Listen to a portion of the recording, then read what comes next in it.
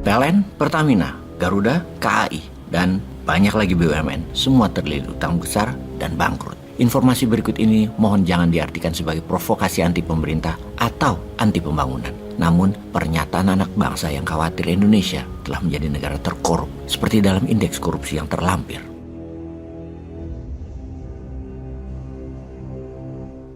Dan mengapa hal itu bisa terjadi? Apakah ini ego pejabat tertinggi yang mengatakan dalam hati, gue biarin lu main, tapi jagain posisi gue selamanya ya? Begitukah? Pastinya tidak. Pastinya itu hanya hoax dari pandangan bosman. Tidak ada pejabat yang ingin menjabat selamanya, namun mendiamkan uang negara dibagi-bagi di korupsi sesama kroninya. Dan pejabat walaupun bukan kroni, namun supaya mendukung dirinya menjabat selamanya, didiamkan.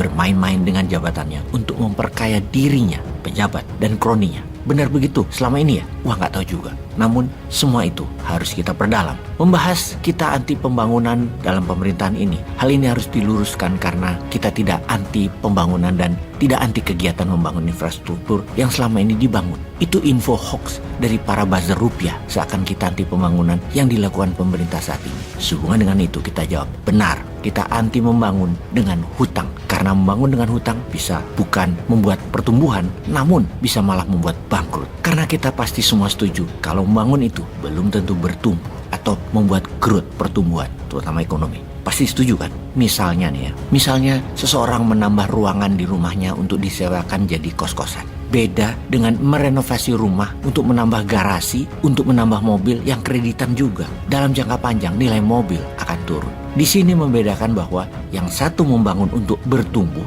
yang satu membangun untuk menyusut. Jadi kita tidak anti membangun, yang kita anti adalah membangun pakai hutang. Jelas ya? Kita bahas tema utama kita sekarang. PLN merugi ratusan triliun hingga 500 triliun.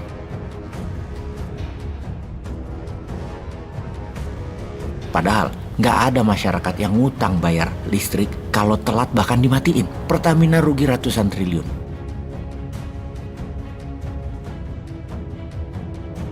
Padahal bayaran kita di pom bensin semua tunai. Gas melon atau gas tabung lainnya, semua kita beli tunai. PGN dijual karena merugi ke Singapura. Rajin membangun infrastruktur namun BUMN karya-karya kok malah merugi. Masyarakat yang kalau naik kereta api tunai kita bayar. KAI-nya terlilit hutang besar, menanggung beban investasi kereta cepat dan pembangunan lainnya.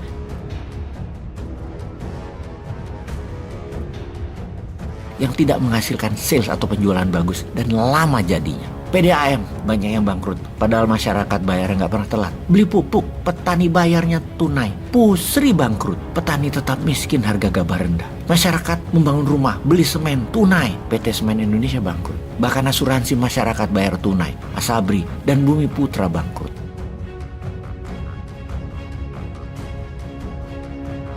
BPJS terlilit hutang. Lebih aneh lagi, kita beli tiket pesawat Garuda itu airline harga tiketnya termahal. Garudanya bangkrut.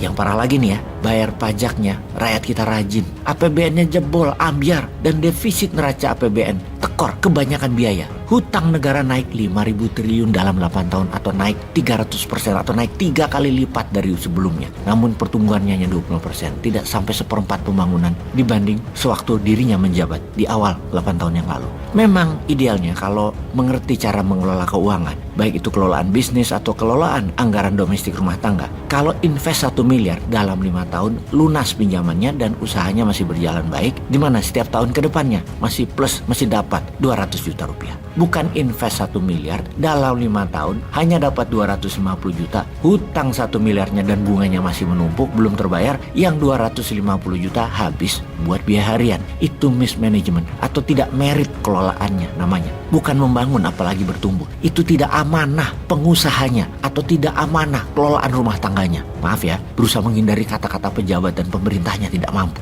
Jangan sampai kita mengatakan pejabatnya tidak mampu karena mereka itu pilihan 60% masyarakat yang saat ini pun masih disukai. Jadi bagaimana kita melihat masalah ini semua dan apa solusinya? Nah, itu ciri New Mind. Kritis dalam melihat masalah, kritik masalahnya, dan kemudian memberikan solusi. Kalau kita melompat ke depan, sebenarnya solusinya sudah ratusan kali kita katakan. Tutup Kementerian BUMN. Perusahaan BUMN di merger yang satu model bisnis dengan akuisisi atau swap share. Perusahaan BUMN yang merugi, yang hanya mengerjakan proyek aman, proyek proyek negara ditutup. Lalu perusahaan BUMN yang sudah ramping dari 800-an perusahaan jadi 50-an semua dilepas ke publik, IPO. Bahkan lebih dari 51%-an share dilepas, di mana mekanisme pasar kemudian dijalankan. Tidak ada lagi proyek pemerintah dikerjakan BUMN. Semua tender normal dari Bappenas, pengendali proyeknya. Nah, informasi tutup Kementerian BUMN sebenarnya ya itu melompat karena pasti banyak yang nggak setuju kalau informasinya begini. Namun kalau kita melihat sekarang semua proyek pemerintah kalau dikerjakan swasta mungkin harganya setengahnya saja selesai itu proyek.